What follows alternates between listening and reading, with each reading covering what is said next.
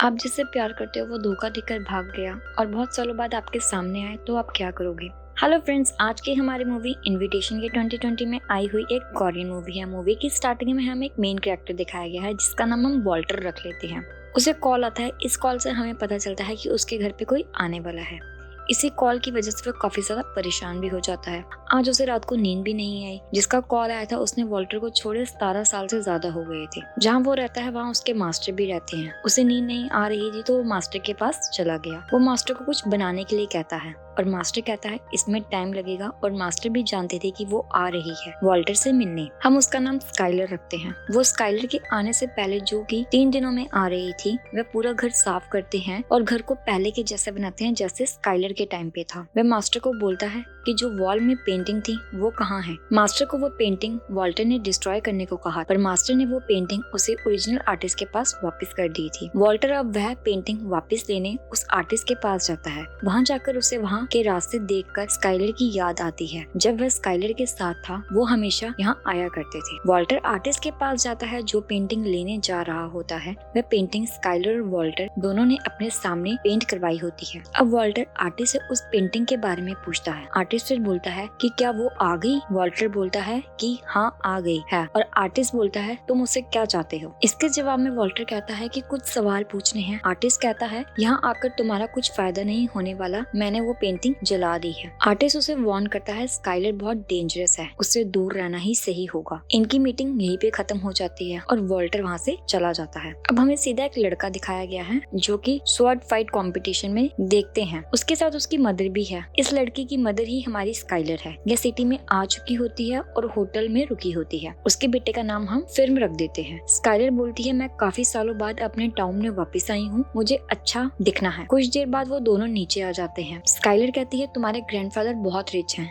जिसके बारे में फिल्म अनजान होता है। फिल्म कहता है मुझे उनके बारे में कुछ बताओ, मुझे उनके बारे में जानना है। स्काइलर कहती है वो बहुत अच्छे बिजनेसमैन हैं। फिल्म पूछता है अगर उनके पास इतने पैसे थे तो हम यहाँ वहाँ क्यों भटकते रहते हैं। स्काइलर इस सवाल को इग्नोर करती है। देखकर ऐसा लगता है कि कुछ न कुछ बुरा हुआ था पास में इसके साथ। हमें फिर सीधा वॉल्टर दिखाया गया है जो कि स्काइलर की सारी चीजें देख रहा होता है और वो सारी चीजें जिसका स्काइलर से लिंक था। उनमें वो एक फोटो भी देखता है जिसमें स्काइलर और वह और उसका भाई होते हैं। साथ में एक टेप को भी पकड़ता है जिसको उसने अभी तक नहीं सुना। अगले दिन फिल्म डिटेक्टिव वॉल्टर के पास आया। वॉल्टर को फिल्म के बारे में कुछ भी पता नहीं था। फिल्म कहता है मैं आपके भाई का बेटा हूँ, यही कि वॉल्टर उसका अंकल है। वॉल्टर ने कहा अगर तुम यहाँ अपने फादर से मिलने आए हो तो उनकी डेथ 3 साल पहले ही हो गई थी। फिल्म को पहले से ही पता होता है ये सब। फिल्म कहता है मैं जानना चाहता हूँ मेरे फादर कैसे थे। वो कहते हैं वो मेरे से बिल्कुल अपोजिट थे। ये खुद को बहुत बोरिंग मानता है और इसका भाई काफी एक्साइटेड था। इसके बारे में और आगे पता चलेगा। फिल्म को वहाँ एक वुडन स्क्वाड दिखती है और वॉल्टर कहता है मैंने काफी टाइम से उसे यूज नहीं किया है। फिल्म उनके साथ एक मैच लगाना चाहता है। इस स्वॉर्ड फाइट में वॉल्टर जीत जाता है। ये जो हुआ इसमें फिल्म बिलीव नहीं करता क्योंकि वो खुद स्क्वाड का बहुत अच्छा प्लेयर है और वॉल्टर उससे भी अच्छा है। इस सब के बाद वॉल्टर उससे पूछता है तुम यहाँ पर क्यों आए हो। फिल्म कहता है मेरी मदर ने तुम्हें बहुत सारे लेटर लिखे थे, क्या तुमने वो पढ़े थे। वो लेटर वॉल्टर ने नहीं पढ़े होते। फिल्म कहता है मेरी मदर और मैं बहुत अलग अलग कंट्रीज में घूमते रहते हैं, एक जगह कभी भी नहीं रुके।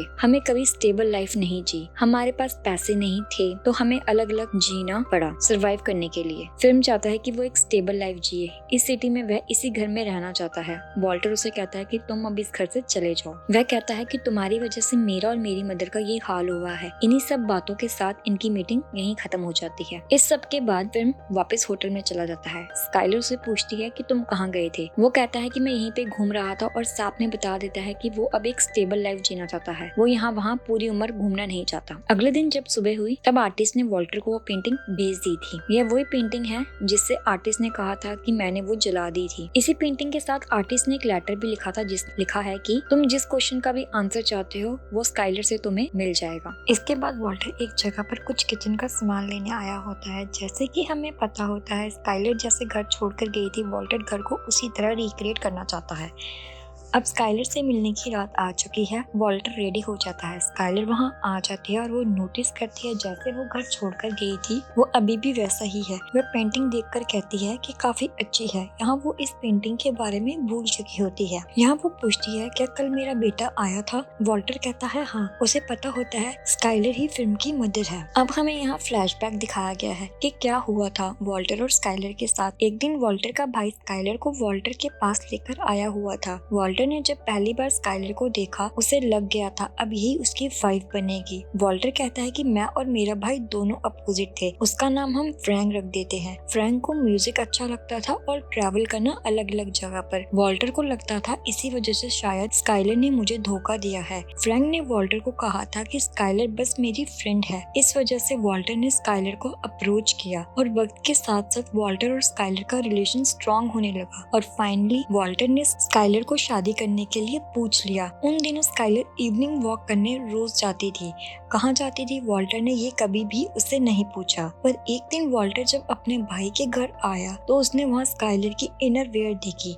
उसे पता चल गया स्काइलर और फ्रैंक का अफेयर चल रहा है। अब हमें फिर से प्रेजेंट दिखाया गया है जहाँ वॉल्टर स्काइलर को टी ऑफर करता है और साथ में बताता है जो तुमने उस दिन मुझे टी पिलाई थी ये वही है। अब हमें फिर से पास दिखाया गया है जहाँ स्काइलर वॉल्टर को टी पिला रही होती है। वॉल्टर टी पीने लगता है कि स्काइलर उसे रोक देती है और वहाँ से चली जाती है। अब हमें फिर से प्रेजेंट दिखाया गया है जहां वॉल्टर स्काइलर को कहता है कि मैंने वो टी तालाब में फेंक दी थी जिससे तालाब की सारी फिश मर गई, यानी कि स्काइलर वॉल्टर को पॉइजन से मारने का सोच रही थी।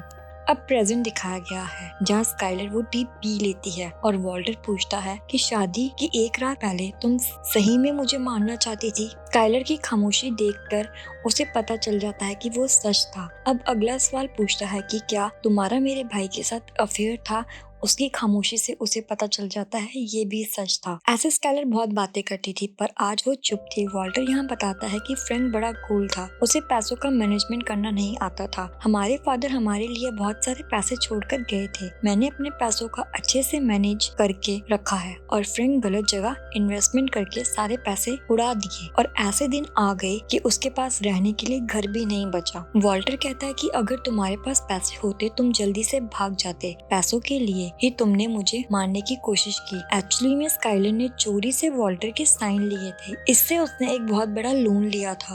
वॉल्टर कुछ कर ना सके इसलिए उसे मारना चाहती थी। स्काइलर पैसे लेकर फ्रैंक के साथ भागने वाली थी, उसका प्लान सक्सेसफुल भी हो जाता पर एंड मौके पर फ्रैंक ने उसके साथ आने से मना कर दिया। वॉल्टर अब पूछता है कि तुम मुझे मारने वाली थी क्या? फ्रैंक को इस बारे में पता था और वॉल्टर के पास एक टेप भी होती है जो कि फ्रैंक ने सुसाइड करने से पहले रिकॉर्ड की थी। अब तक ये टेप वॉल्टर ने भी नहीं सुनी थी। वॉल्टर ये टेप तोड़ देता है और स्काइलर को कहता है जो तुम बताओगी मेरे लिए वही सच होगा। अब वो अपने भाई से बहुत प्यार करता था, अपने भाई के बारे में कुछ गलत सोचना नहीं चाहता था, पर अंदर अंदर वो जानता था कि फ्रैंक भी इन सब प्लान में इन्वॉल्व था। जब स्काइलर चली गई थी फ्रैंक ने उसके अगले दिन सुसाइड कर दिया था। वॉल्टर ने जो स्काइलर को टी दी थी उसमें पॉइजन नहीं था। इससे पता चलता है वॉल्टर अभी भी स्काइलर को प्यार करता है, उसे हर्ट नहीं कर सकता। लास्ट टाइम जब स्काइलर वॉल्टर को छोड़कर गई थी तब उसके मास्टर ने उसके लिए डांस किया था। अब स्काइलर और वॉल्टर की मीटिंग यहीं खत्म हो जाती है और फिर से मास्टर उसके लिए डांस करता है। वॉल्टर के मन में जो सवाल थे उसे सारे जवाब स्काइलर से मिल गए थे। जाते जाते स्काइलर वॉल्टर से माफी मांगती है, जो भी उसने गलत किया उन सब के लिए सॉरी फील करती है। अब स्काइलर और उसका बेटा फिल्म वो सिटी छोड़कर जाने लगते हैं, पर फिल्म का मन था कि अब इस सिटी में एक स्टेबल लाइफ जीने का, पर वो अपनी माँ को भी छोड़ना नहीं चाहता था। ये गाड़ी में थे। स्काइलर उससे कहती है कि मुझे लगता है कि तुम्हारे फादर अभी भी जिंदा हैं। स्काइलर को लगता है कि फिल्म के फादर वॉल्टर हैं। हमने मूवी में देखा था फिल्म को वॉल्टर स्कॉट फाइट में हरा देता है, जो कि एक स्कॉट का बहुत अच्छा प्लेयर होता है और फिल्म को भी यही लगता है। अब हमें यहाँ सही रीजन पता चलता है स्काइलर फ्रैंक और वॉल्टर को छोड़कर क्यों गई थी।